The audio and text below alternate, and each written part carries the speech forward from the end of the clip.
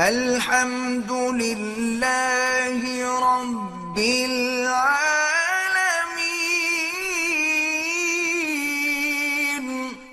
خاتون نے پوچھا ہے جی پاکستان سے سوال ہے، میری سسٹر کو ایک شیعہ لڑکا پسند ہے، اس نے 3 سال پہلے رشتہ بھیجا تھا لیکن ہماری فیملی نے شیعہ ہونے کی وجہ سے مسترد کر دیا تھا۔ میری بہن ابھی بھی اس کو پسند کرتی ہے اور کہیں اور شادی کے لیے رضامند نہیں۔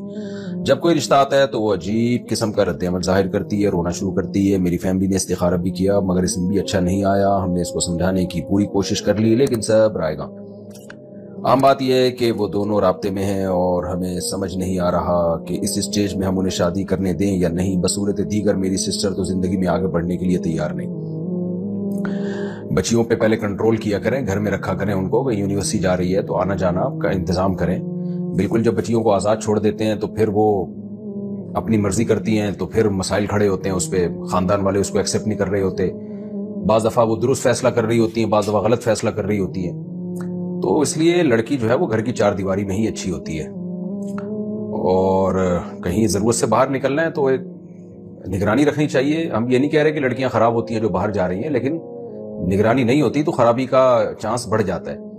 باقی یہ جو چاہ رہی ہیں یہاں نکاح کرنا جہاں یہ چاہ رہی ہیں، تو دیکھیں شیعہ حضرات کے بہت ساری قسمیں ہیں، بہت سارے عقائد ہیں، بہت سارے ان کے مسلک ہیں، ان کے نظریات ہیں۔ کوئی ایک ایسا نہیں ہے جس پہ ایک نظریہ ہو کہ جو سارے شیعوں کی طرف وہ آپ منسوب کر دیں۔ کچھ اس میں ایکسٹریم لیول پہ پہنچے ہوئے ہوتے ہیں، صحابہ کو برا بلا کہہ رہے ہوتے ہیں۔ کچھ ایسے ہوتے ہیں جو برا بلا نہیں کہتے، صرف حضرت علی کو حضرت ابوبکر پہ فضیلت دیتے ہیں۔ تو اس لیے جب بھی اس طرح کا کوئی سوال آتا ہے تو میں ڈائریکٹ جواب دینے کے بجائے میں ریفر کرتا ہوں کہ آپ جس شہر میں رہتے ہیں وہاں کسی قریبی مفتی سے رابطہ کریں۔